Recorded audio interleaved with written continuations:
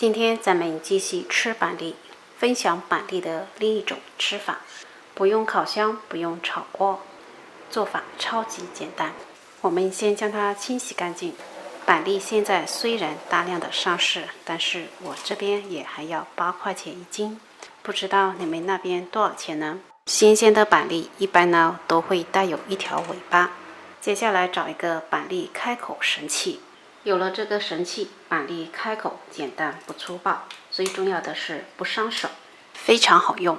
开好口的板栗整齐地摆放在电饼铛中，并将开口朝上，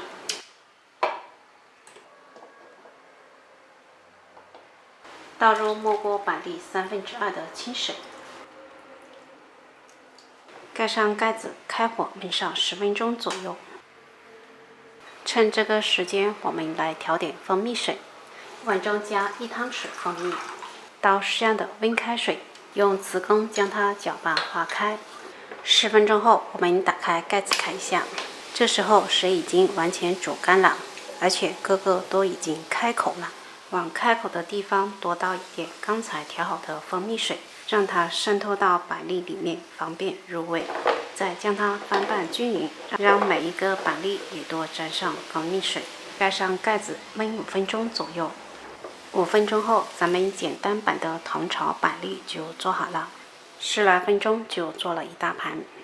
这样做出来的板栗个个自动开口，往开口的地方一拨，完整漂亮，个个又粉又香。喜欢的朋友可以在家试一下。